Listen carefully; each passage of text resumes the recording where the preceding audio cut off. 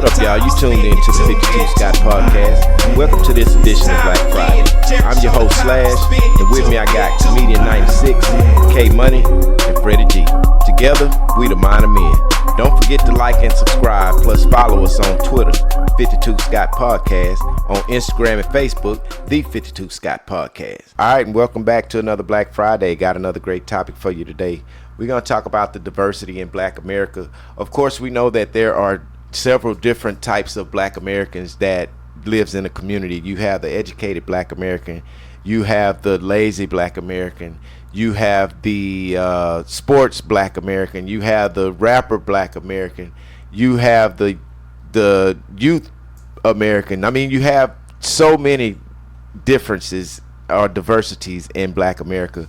But what I want to talk about are the main ones in particular where I think we need to reach, which would be the successful Black American, and what would it take for us to get there. You can't be the lazy American or lazy Black American and become successful. I've never seen that happen, because anything that's worth having is worth working for.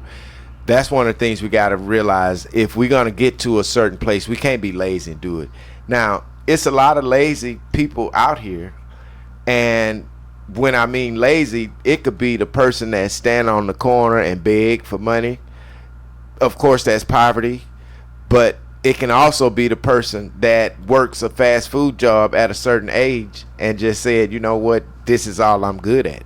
And if you at about, I'm going to say 30 something years old working fast food in Black America, I think it's because you were a bit lazy somewhere down the line.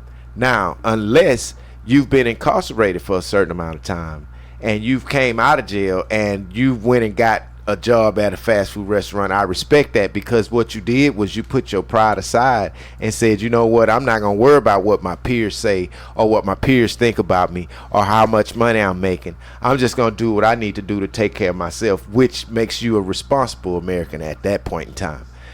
But in order to be the successful American, I think the most important thing for us in Black America to understand is the education is very, very, very important in order to being this successful Black person. And whatever it is you want to do, you have to educate yourself. You have to know what it is you're dealing with. You have to know how to read between the lines. So researching is extremely important. The successful Black American, to me, would be the doctors, the lawyers, the real estate agents. It's a lot, and others. You got Black judges now, so it's a lot of different Black Americans that are holding these jobs that's making them successful. So in order to be successful at whatever you want to do, you don't have to be a doctor, lawyer, or realtor. That's not what's going to make. That may not be the niche for you to be successful. You have to find out what's important to you. What can you do good at, and make yourself successful in that area. But you have to do education. You have to educate yourself on the skills that you have that fit that particular successful job. And I think that's where we go wrong at, because when we send these kids to school, we send them to school and say, hey, go get your lesson, da-da-da-da-da-da. But we never tell them what they need to be going to school for, most of the time. And I think that's where the issue lies. So when these kids go to school, they get sidetracked by all the stuff that's going on in the classrooms, the tablets, the cell phones, the other kids making noise or rapping or whatever they doing. They get sidetracked. So instead of us telling our kid, hey, you need to get up and make sure you go to school on time, we need to tell them why it's important for them to be there on time, which is, in order to get where you want to get in life, if you want to be successful, you need to do this, and you need to be consistent at doing this the right way. And you need to be consistent at learning itself. They can't just go to school. It's not teaching you nothing if you're not learning. So they have to know how to learn, what to learn. But I think it starts in the home. You have to start teaching these kids the importance of being successful in the Black community. Because if you don't do that, I think that's where you lose off the muscle, because now they don't have nothing to look forward to. They're going to do what Lil Johnny do down the street. When Lil Johnny out there selling whatever he's selling, they following Lil Johnny. Lil Johnny done got a gun now, so he done created a gang. Because you haven't told them how important it is to be successful, you can't explain to them why Johnny ain't successful. Johnny got a gun, Mom. He's successful. That's not success. You have to know how to tell or teach your kids what successful is and what's not successful. Johnny gonna be successful at going to jail. Johnny gonna be successful in prison. Yep. I think part of the problem with trying to, and I do agree, education is extremely important. But I do feel that you can be successful without, having a college education. Right. If I was going to suggest or advise anything, it was to definitely get you at least 12 years of from first to 12. Just basic education. Right. Yeah. And then if you can find a trade, like you say, find something that you're interested in, then you can you have to, like you say, research and learn more about that trade. However, I do feel that part of the problem with trying to convince or show these kids that education is extremely as important, or not as extremely as important, but showing them is what they're seeing on social media. Right. They're seeing a lot of things on social media where it doesn't involve having an education. Right. That makes them want to be like. Yeah, because they want to be influencers and they want to make the money offline. And see, here's the thing about that. There's gonna be successful people at that. It's just not gonna be everybody. Right. That's gonna be a certain select few that's gonna make it to that. That's just like being a superstar or an artist or being a singer or a rapper or something. It's only a hand-picked few that's gonna get to that. So don't try to be successful in something that it doesn't fit you. Here's the thing with that. Like with education, yeah, of course you tell the kids how important it is to get their education, but there's something else that goes with that as parents. And I do believe that a lot of black parents do encourage their kids in regards to going to school to get their education. And I do believe that a lot of black parents tell them why it's important to get their education. But here's what I think we dropped the ball at. Helping a child find their niche in regards to what they want to do and be in life. Because as you grow older, as you're going through these adolescent years, we so wishy-washy, it changes. Of course, we're diverse. Man, we're a talented culture. We're a talented culture. Of course, we're good at sports. I mean, we've proven that. We're good at multiple sports. You have football players, professional football players that were great basketball players and great baseball players. They could have chosen any one of them.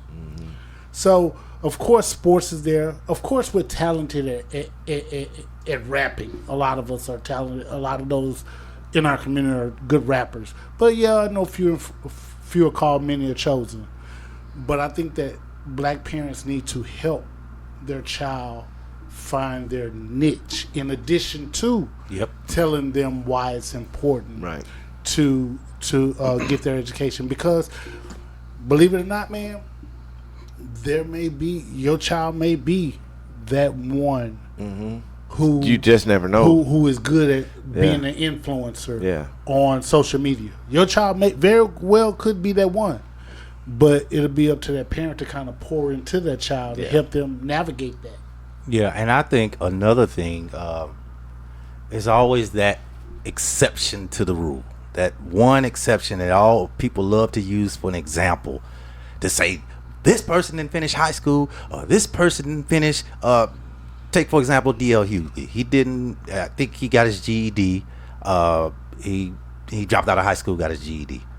So people love to use him. He's successful. He got it. And well, he worked probably a little extra harder. He had to. Than the normal person that actually got that degree or actually went on. Let me tell you why he had to. He had to work harder because he knew what he didn't have. And had he not put in what he put in to get where he was going to get, he knew he was going to be one of the lazy ones on the street.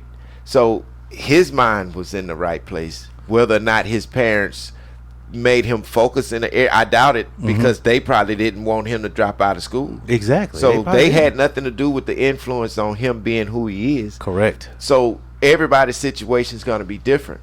But here's one thing I do know, and Comedian 96, you touched on this, and I think this was away from even us doing podcasts one day.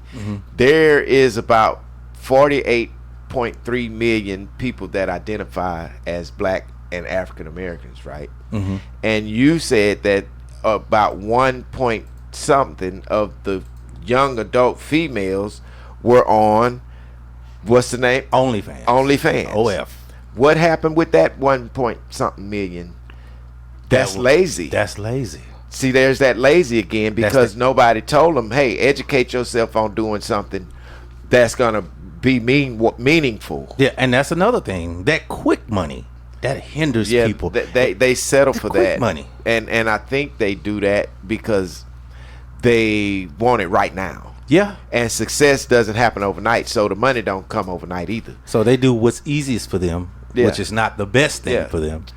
And to make some quick money, but not knowing you're gonna be 50 one day, you ain't gonna be OF in it. Just like the drug dealer, you know what I mean? And the reason why I can speak on that is because I saw this in my youth days. I knew people who would sell drugs and they would make, X amount of dollars, or it would look like they made X amount of dollars, but they live for the fast money. And some of them now are doing okay. They working regular jobs. They citizens now, regular USA citizens like they should be, not selling drugs. But then there are some that didn't choose to change their lifestyle, and now they on the street doing drugs. Let me ask you, when it comes to the OnlyFans and the drug dealers, do you think that society plays a part in them? Like, for instance, OnlyFans. As long as you have guys and that love to see sexual images of or sexual videos or whatever you want, whatever they're doing, as long as guys are into that, those guys will continue to pay money to contribute to that. So she's actually going to continue to make money. But the women are talking about that now, that it's drying up in these dance clubs, in this OnlyFans. People because you got TikTok and the girls twerking all over the thing. They don't need to spend no money. Exactly, they don't need to spend no money. They doing it for free. So, but here's the thing: if they're twerking and doing all of that, don't some of these social media sites pay? So they just move from one platform to another to make less money. To make less money, but they're not. It's drying up everywhere because first of all, the simps are not simping no more. I mean, you still have some left, but with the economy, and the simps not really simping, really drying up and waking up, we're like, man, I am not going to be spending my money on this girl that don't give a damn about me, and all I can do is view her. People come to their senses, and the economy on top of that. People are not spending their money on them OnlyFans. You go look at all those reviews out there now; they'll tell you it's drying up. Thing is that's a big piece of the actual Black American community. 1 point something million of youth adult women. I mean, that had it been 200 something thousand, wouldn't have been so bad. But when you look at that number, 1.3 million, where are we going wrong at? Yes, society does play a big role in that. And the reason why I say society plays a big role in that is because she doesn't have enough self-esteem to not do it. I think any woman with a high self-esteem is not going to advertise her body on the computer for somebody to see. That's low self-esteem, and no matter what type of money you make, you can use your brain and make more money than showing your body on social media or whatever site you own. And I'm sure if you are a part of a site that gets paid to show your body, then you probably paying something every month so you can get paid. That's not a free registration thing, I don't think. I'm sure they have to pay for some sort of registration. I think they do. So why are you spending your money towards that to make money doing that when you could do something better and you ain't got to show your body to nobody? Because guess what I know about the internet and these social sites and these sites with porn and stuff like that? It's never going to go away until the internet is down. It's going to always be out there for your child, your grandchild, your great-great-grandchildren to see that if internet still exists and the sites are still, if we still get to them the same way. I think for a fact that it's going to always be there. So you got to think about what you putting out here for your people to see. You know, you True. can't raise your grandchildren right when you got porn all over online that they can go and look at, whether or not you tell them or not. You know, why that's it's not making sense. So my thing is, just for, you know, Black America to have different outlooks, different views on what to do in order to be successful, because that's the main goal for everybody to be successful. I'm not just speaking on one person being successful. I'm trying to find a medium way to where everybody can say, you know what, I can use this. I got this skill. I got this craft. So the bottom line is they need to tap into Whoever they are, themselves. and to understand Yeah. that you're much, much more than OnlyFans. That's right. You're much, much more Right. than sports. I totally You're agree. much, much more That's right. than being a gamer. That's right. You're much, much more than being a rapper. Tap into who you are. And a good starting point is by getting your education. Knowing how to figure out an issue What I is hate. education. Right. Well, I'm sorry, Kim. Go ahead. You're right. But getting your education, it sounds cliche-ish, but that actually opens up doors for you to tap into things that you wouldn't otherwise know about had you not gotten your education. Because what I think education does, it actually allows you to grow, because you're learning. The human needs to grow. A human grows daily. Mentally, you should grow daily. You should learn something daily. You should learn about yourself daily. If you're not learning something new about yourself daily, you're probably not really paying much attention to who you really are or what your inner being needs, mentally or physically. Yep. Absolutely. Go ahead. Absolutely. And just to make one other point in regards to education, look at it this way. If you never knew anything about business, black boy, black girl, you never knew anything about business. You went through high school, you got your lesson, you did everything you needed to do, and you graduated high school. You didn't know what you wanted to be in life, but you knew, you know what? I'm going to try college. I'm going to try college because I heard that college could be good. Could be good. So I'm going to try college. Now you get to college, and you still really don't know what you want to do or what you want to be. And so you say, you know what? I'm going to try to be a business major. Now, once you become that business major, that's going to open up doors for you to learn so many different things about businesses, business marketing, business management, so forth. You're going to learn so many things about business. So my point is saying that, and kind of piggybacking with what you were saying, Slash, and just letting people know that you're much, much more Right. than these things that may appear to be easy to do. Right. Or that may come across as you have to do these things. I'm talented, meaning that I can run fast so I can be a track star. I can catch a ball, football well. I can be a wide receiver, a football player. For those individuals that aren't talented, that don't have those type of skill sets, school can open up doors to where you find your niche in whatever major, whether it be a lawyer, Yeah, doctor, and so forth. I totally agree. What I hate, Slash, and you mentioned, you know, the lazy group or people that are part of this diverse America that we're talking about is usually they'll use their ignorance as an excuse, Right. And I can't stand. That's Right. like I can't stand that, bro. You're right. It's time out for that. Yeah, I Because- mean, you still have room to learn. You You know, they still- just choose not to. and that means that it's going to be hard for them to put themselves in a mind frame to even learn anything else. They're not going to want to do it, you know.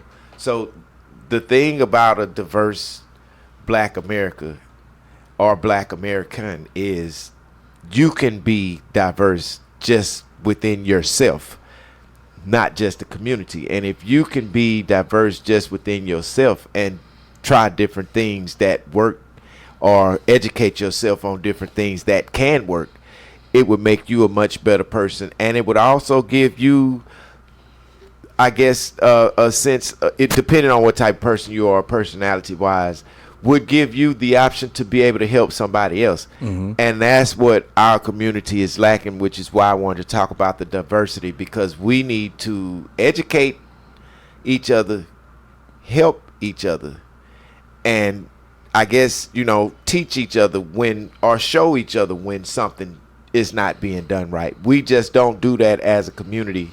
So in order for our America of diversity to be even better, each individual would have to understand that they can be diverse also, and not just on this one, what you call it, a one page or one lane street. You know what I mean? You don't have to just go down this one direction. If that's not working, you need to think about educating yourself somewhere else. Don't just get yourself stuck or caught in a situation where you can't get out of what you put yourself in because you thought this was the life for you. So don't do that. Educate Diversify yourself. your portfolio. Diversify your portfolio. That's exactly what I mean. So within our diverse America, black people, be diverse yourself. And what that does is brings me to my black fact you can't take back. And my black fact that I can't take back today. And I bet nobody can ever take this one away. And the reason why I picked this, I'll tell you once I go through it. My black fact today is Araminta Ross. Do y'all know who Araminta Ross is? Probably not. Let me move forward. She was born March 1822 in Dorchester County, Maryland. She died March 10th, 1913 at the age of 91 years old in Auburn, New York. My black fact is no other than Harriet Tubman. She was an American abolitionist and social activist after escaping slavery. She made 13 missions to rescue approximately 70 enslaved people, including her family and friends, using a network of anti-slavery activists and safe houses known collectively as the Underground Railroad. Now, what we spoke about as far as being diverse, where her diversity was she figured out, okay, I can get away. Now let me go help some other people get away. I'm going to go get these people. And she made 13 attempts. That's a lot of time saying, you know what, I might get caught, but fuck it, I'm finna help somebody. They all could have got caught. So her mentality being diverse, I'm going to help whoever I can, how I can, because this is what I can do.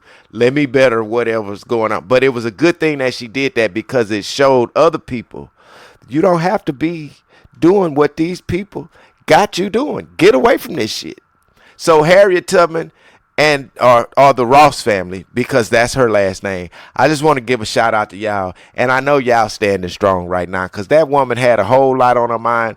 She was one of the people who helped slaves get away, and I think that opened up the whole diversity thing for black people, because now we can do something else. Y'all holler back. So that's going to do it for this episode of Black Friday. Hit that like button and subscribe. Follow us on Instagram and Facebook, The 52 Scott Podcast. On Twitter, at 52 Scott Podcast. Check us out on Monday for Music Mondays. See y'all then.